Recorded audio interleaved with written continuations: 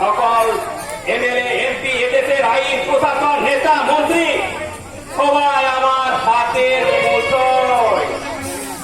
আমি তাদের ভাগ্য নির্ধারণ। আর পরের ভাগ্য নির্ধারণ করতে গিয়ে নিজের ভাগ্য ত্যাগ করে শূন্য হয়ে যাচ্ছে, সেদিকে কি তোমরা খেয়াল করেছো? তার মানে কি বলতে চাইছো তুমি? তোমার ভাবের খেসারা দিতে গিয়ে কাল সূর্য গেছে, কাল চন্দ্র গেছে। কি করবে তোমার? তুমি মনে রেখো, পুত্র কন্যা বিহীন এই সংসার একেবারে শ্মশানের সমান। সাধনা, এটা আমার অজানা নয়, তবে এই সংসারে কোনো অমঙ্গল আমার জন্য নয়, তোমার ওই কুলক্ষণা বৌমার জন্য। আমি ওর কথা অনেকবার বুঝিয়েছি দিদি জামাইবাবু, কিন্তু কোনো কাজ হয়নি। কিন্তু তিনি তার বৌমায়ের অন্ধভক্ত। আমাদের মনের মধ্যে কি সত্যি আছে ঠিক কেন? তাতে কি হয়েছে দেখি, আমি তো এই বাড়ির বাইরের লোক নই। না, বাইরের লোক না হলেও তুই যে এখন আমার ভেতরের লোক নয়, সেটা নিশ্চয়ই তুই জানিস। তুমি মিথ্যায় ওকে অসম্মান করছো সাধনা। আদা হোক, ও তো তোমারই ভাই। হ্যাঁ, আমার কাছে ভাইয়ের চেয়ে নিজের সংসারের দাম অনেক বেশি। তাই এই সংসারের মঙ্গল আর অমঙ্গল আমি কারোকে অনেক বেশি খুশি। আমিও করি দিদি, আমিও করি। তাই সূর্য ওখানে চলে যাওয়ার পর বন্ধু বান্ধব নিয়ে মদ খেয়ে তুই বাগান বাড়িতে পড়েছিলি, এই তো? মনের দুঃখের দিদি, মনের দুঃখে একরক্ষী মেয়েটার এবার কি যে হবে। সে চিন্তা ভাবনা না করলেও চলবে, কারণ তুই মনে রাখিস এই সংসারে এখনো আমি বেঁচে আছি। না সাধনা, ও চিন্তাটা আমাদেরও করা উচিত। হাজার হোক সমস্ত মেয়ে। ঠিক বলেছেন জামাই বাবু, সূর্য যখন মারাই গেছে তখন ওই ডেঞ্জারাস বয়সের মেয়েটাকে এ বাড়িতে না রাখলে নয়। কারণ ধরা তো যায় না, ধরো না কেন একটা কেলেঙ্কারি।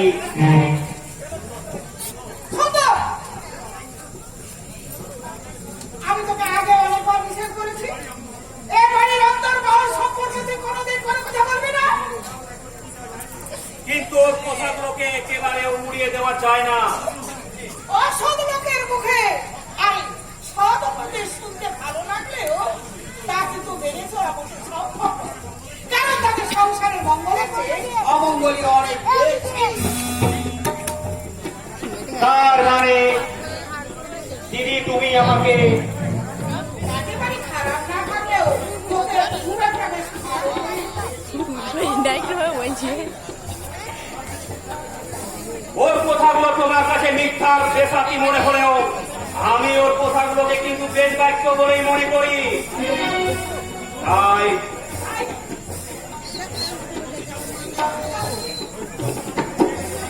ওই কুলক্ষণা মেয়েটাকে এই বাড়ি থেকে বের করে দাও।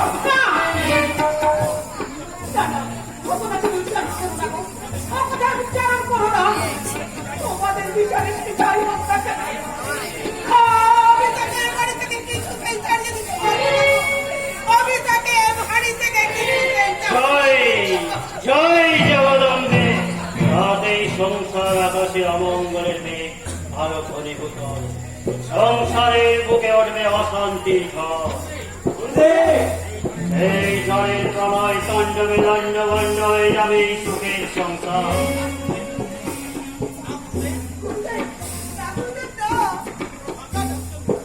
এত বড় কথা আপনি উচ্চারণ করবেন না গুরুদেব, এত বড় কথা আপনি উচ্চারণ করবেন না।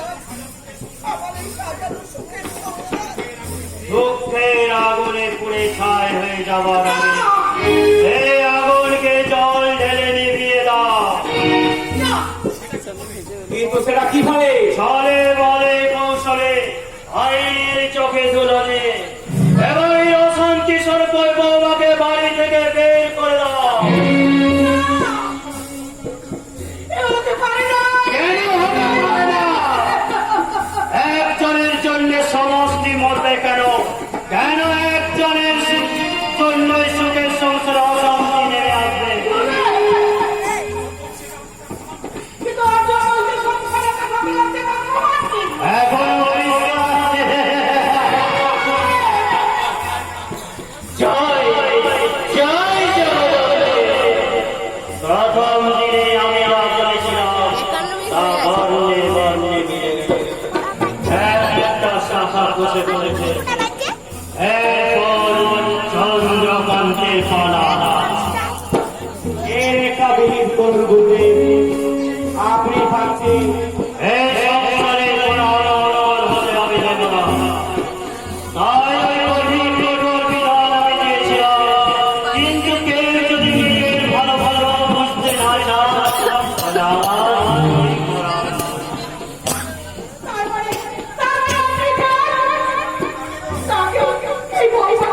থেকে তাড়িয়ে দেওয়া তাই না?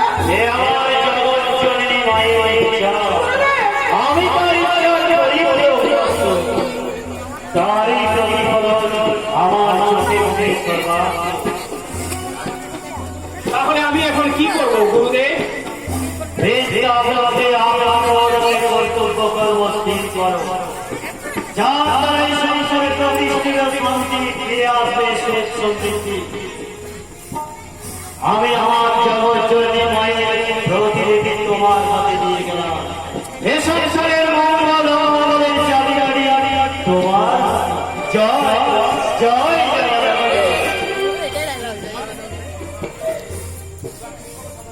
এইবার তুমি বলো সাধনা, আমাদের কি করা উচিত? আমি জানি না গো, আমি জানি না, আমি কিচ্ছু জানি না, কিচ্ছু জানি না। আমি নিজে নিজেকে এই বাড়িতে দাঁড়িয়ে দিতে পারবো না। তার মানে তুমি নিশ্চয় চাও যে এই সংসারে চির অশান্তি বিরাজ করো। বড় ছেলে সূর্য মরেছে, বড় ছেলে সূর্য মরেছে, এবার ছোট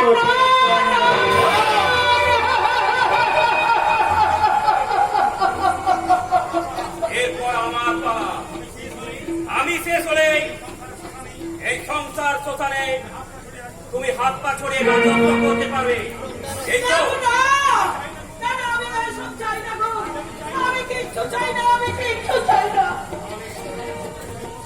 তাহলে এই সংসারে মূর্তিমতি অলক্ষী ওই মেয়েটাকে বাড়ি থেকে বের করে দাও। না, তুমি এই সংসারে বাঁচাবে না মারবে, না তাকে রাখবে, না তাকে এই বাড়ি থেকে তাড়িয়ে দেবে। আমি কিচ্ছু জানি না, কিচ্ছু জানি না।